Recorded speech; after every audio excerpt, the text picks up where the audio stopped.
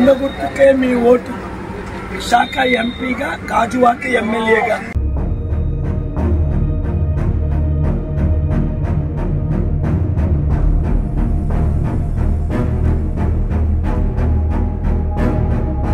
నీకు తెలుసు కదా, ఫ్యాన్ కూరేసి 1000 మంది చనిపోయారు.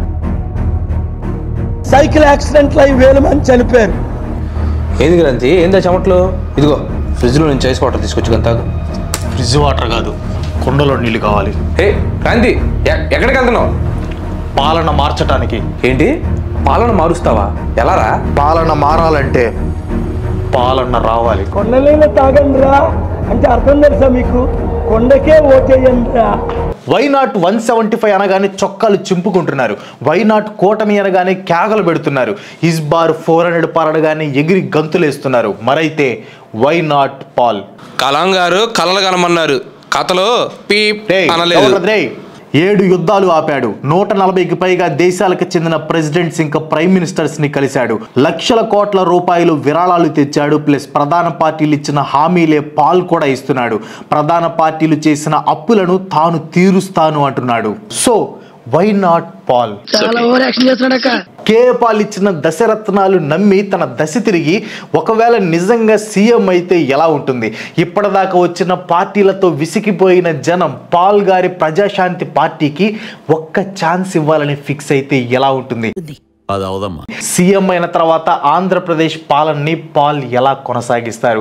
పాల్ పాలనలో ఆంధ్రప్రదేశ్ ఫ్యూచర్ ఎలా ఉండబోతుంది? అన్నిటికంటే ముఖ్యంగా నిజంగా కేఏ పాల్ గారు సీఎం అయితే 5 సంవత్సరాల పాలన చేయగలడా? వీటన్నిటికీ ఆన్సర్ ఈ రోజు వీడియోలో మనం తెలుసుకుందాం. వీడియోలోకి వెళ్లే ముందు నేను ఒక విషయం చెప్పాలి. ఇది జస్ట్ ఒక హైపోథెటికల్ ఎనాలిసిస్ మాత్రమే. నేను ఏ పార్టీకి సపోర్ట్ చేయట్లేదు, ఏ పార్టీని అపోజ్ కూడా చేయట్లేదు. మళ్ళీ చెప్తున్నాను, ఇది జస్ట్ ఒక హైపోథెటికల్ ఎనాలిసిస్ మాత్రమే. మాకెందుకురా ఇవన్నీ అనుకుంటే వీడియోని ఇంతటితో క్లోజ్ చేయొచ్చు. ఇంట్రెస్ట్ ఉంటేనే కంటిన్యూ చేయండి. ఆంధ్రప్రదేశ్ ప్రజలు కొండ బద్దలు కొట్టినట్టు ఈ ఒక్కసారి కొండ గుర్తుకి ఓటు వేసి కేఏ పాల్ గారి పార్టీ అయిన ప్రజాశాంతి పార్టీని గెలిపించారు అనుకుందాం. అంటే ఆంధ్రప్రదేశ్లో గవర్నమెంట్ ఫామ్ చేయడానికి అవసరమైన సీట్లు ప్రజాశాంతి పార్టీకి వచ్చాయి అనుకుందాం. సో నెక్స్ట్ ఏముంది? KA Paul CM. కానీ ఆగండి, ఇక్కడే ఒక చిక్కు ఉంది. 2024 ఎలక్షన్స్లో కేఏ పాల్ గారు వైజాగ్ నుంచి ఎంపీగా పోటీ చేస్తున్నారు. కానీ సీఎం అవ్వాలంటే ఎమ్మెల్యే అయి ఉండాలి కదా. ఆ ఎంపీగా గెలిచినా కూడా సీఎం అవ్వచ్చా? యాక్చువల్లీ ఇలాంటి సిచ్యువేషన్ రీసెంట్గానే హర్యానాలో జరిగింది. కురుక్షేత్ర పార్లమెంటరీ కాన్స్టిట్యున్సీ నుంచి గెలిచిన నాయబ్ సింగ్ సైనిని హర్యానాకి సీఎంగా ఎన్నుకున్నారు. దీనికి కారణం ఇంతకు ముందు ఉన్న సీఎం మనోహర్ లాల్ ఖట్టర్ రిజైన్ చేయటం. ప్లస్ పాల్ గారు ఎన్టీవీకి ఇచ్చిన ఇంటర్వ్యూలో ఏమన్నారంటే తాను ఎంపీగా గెలిచి సెంట్రల్ మినిస్టర్ అవుతారంట. ఒకవేళ స్టేట్లో ప్రజాశాంతి పార్టీ గెలిస్తే ఒక 6 months లేదా 1 year సెంట్రల్ మినిస్టర్గా పనిచేసి ఆ తర్వాత స్టేట్కి సీఎం అవుతారట. మన కాన్స్టిట్యూషన్ ప్రకారం ఎమ్మెల్యేగా గెలవని క్యాండిడేట్ని కూడా సీఎంగా ఎన్నుకోవచ్చు. కానీ అలా ఎన్నుకున్న 6 monthsలో ఆ క్యాండిడేట్ ఎమ్మెల్యేగా పోటీ చేసి గెలవాలి.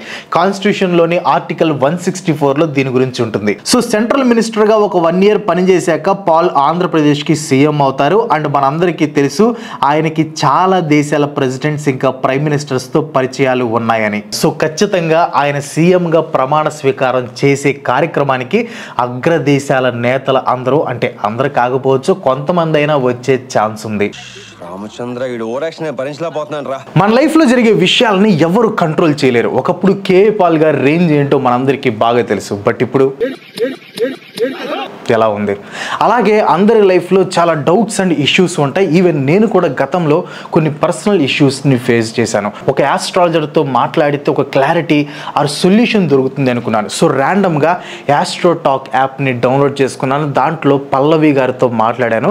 ఆమె నా డేట్ ఆఫ్ బర్త్ అడిగింది. డేట్ ఆఫ్ బర్త్ ఇవ్వగానే మీరు సోషల్ మీడియాలో వర్క్ చేస్తారని అడిగింది. నేను షాక్ అయ్యా. ఎందుకంటే నా ఫోటో కానీ లేకపోతే నా పేరు కానీ నేను షేర్ చేయలేదు. 2024 గురించి, నా కెరియర్ గురించి, నా ఫ్యామిలీ గురించి అన్నీ అడిగాను.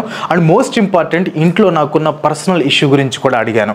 ఆమె చెప్పింది ప్రతిదీ నిజమైంది. అందరి మైండ్లో చాలా డౌట్స్ అండ్ ప్రాబ్లమ్స్ ఉంటాయి, లైక్ రిలేషన్షిప్ గురించి, ఫ్యూచర్ గురించి. అండ్ కొంతమంది అయితే 50కి పైగా ఇంటర్వ్యూస్ ఇచ్చి మంచి రిజల్ట్స్ కోసం వెయిట్ చేస్తూ ఉంటారు. అండ్ వెయిట్, ఇన్ కేస్ మీకు కూడా అలాంటి డౌట్స్ ఆర్ ఇష్యూస్ ఉంటే కింద డిస్క్రిప్షన్లో యాస్ట్రో టాక్ యాప్ లింక్ ఇస్తాను. అక్కడ నుంచి మీరు డౌన్లోడ్ చేసుకోవచ్చు.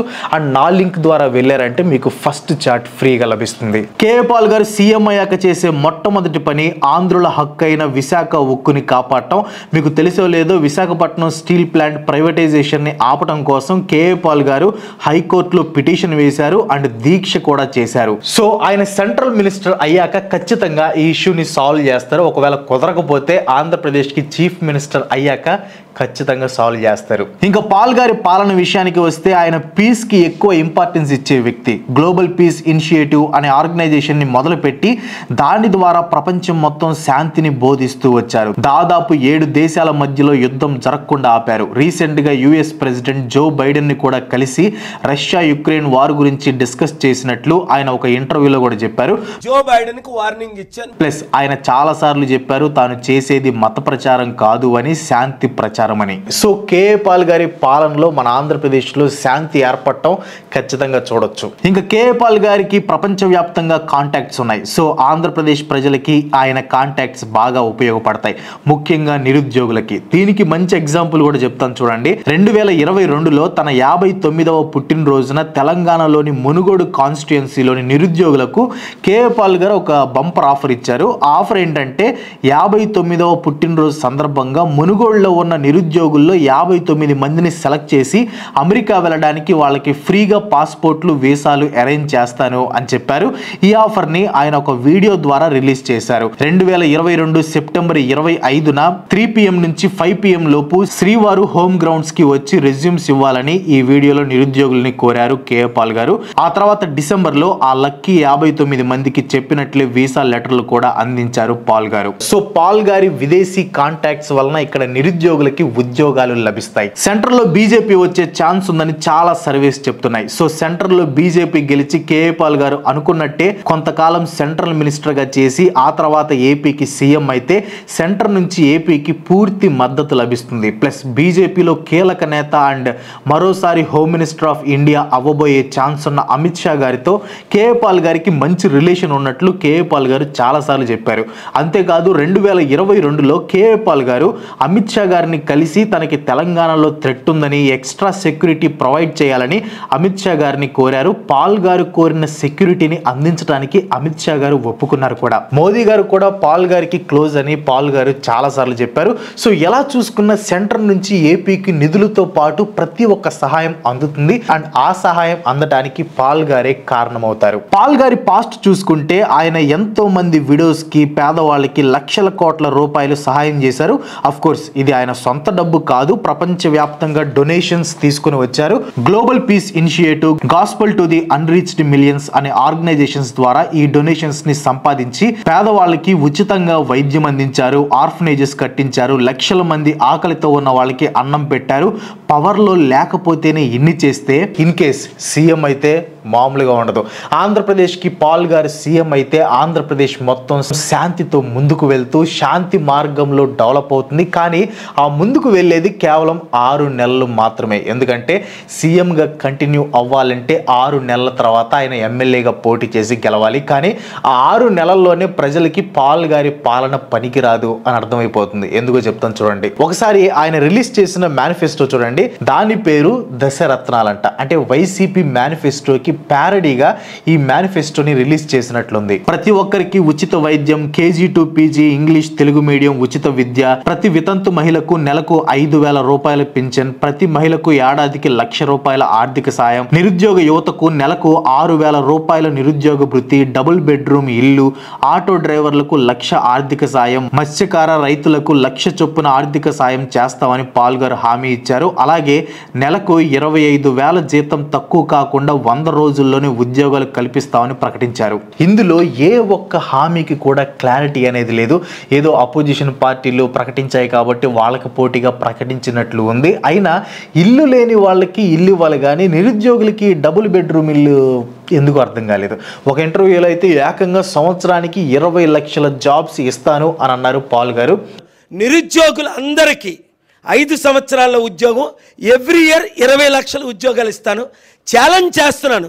సంవత్సరానికి 20 లక్షల ఉద్యోగాలంటే రోజుకి దాదాపు 5,479 ఉద్యోగాలు ఇవ్వాలి.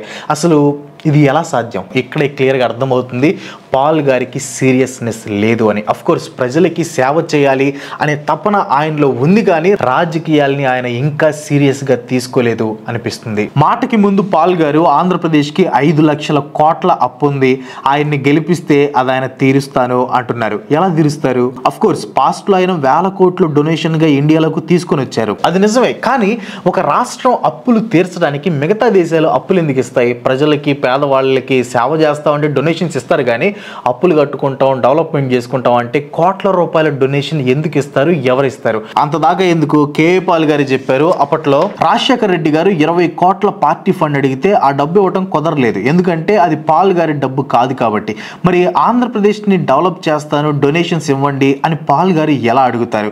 ఒకవేళ పాల్ గారు ఆ డొనేషన్స్ తీసుకొని వచ్చినా కానీ ఇండియాలోకి ఆ ఫండ్స్ రావు, ఎందుకంటే పాల్ గారి గ్లోబల్ పీస్ ఇనిషియేటివ్ ఆర్గనైజేషన్ తో సహా 6,000 ఎన్జిఓస్ యొక్క ఫారిన్ కాంట్రిబ్యూషన్ రెగ్యులేషన్ లైసెన్స్లని సుప్రీం కోర్టు క్యాన్సిల్ చేసింది. సరే, వీటన్నిటిని దాటుకొని నిజంగా ఆయన సీఎం అయ్యాక ఆంధ్రప్రదేశ్ కోసం డొనేషన్స్ తీసుకుని వచ్చిన ఆ డబ్బు ఆంధ్రప్రదేశ్ కోసం ఉపయోగపడదు, ఎందుకంటే ఎటువంటి పవర్ లేనప్పుడే పాల్ గారు 1000 కోట్లు దానం చేశారు. ఇంకా సీఎం అయ్యాక చేయి చాపి అడిగిన ప్రతి ఒక్కరికి ఆ డబ్బు దానం చేసినా చేస్తారు. ప్రెసిడెంట్ పాల్ గారు చెప్పే మాటలు ఎలా ఉన్నాయంటే ఎలక్షన్స్ లో గెలవాలి కాబట్టి ఏదో ఒకటి చెప్పేద్దాం తర్వాత చూసుకుందాం అన్నట్టున్నాయి. For example Visakha steel plant ఇష్యూనే చూడండి. స్టీల్ ప్లాంట్ ని ప్రైవేటైజ్ చేయొద్దు అని నిరాహార దీక్ష చేసిన ఆయన ఒకవేళ నిజంగా సెంటర్ స్టీల్ ప్లాంట్ ని అమ్మాలనుకుంటే తానే కొంటాను అని అన్నారు. అది కూడా ఉన్న రేటు కంటే 5 times పే చేసి, అది కూడా వైట్ మనీతో. ప్రైవేటైజ్ చేయొద్దు అని దీక్ష చేసిన ఆయనే మళ్ళీ స్టీల్ ప్లాంట్ ని కొంటా అంటాం, అది కూడా 5 times ఎక్కువ పే చేసి. బై ది వే ఆయన ప్రెసెంట్ ఆస్తి ఎంతో తెలుసా? నాకు తెలీదమ్మా. 78,000 రూపాయలు.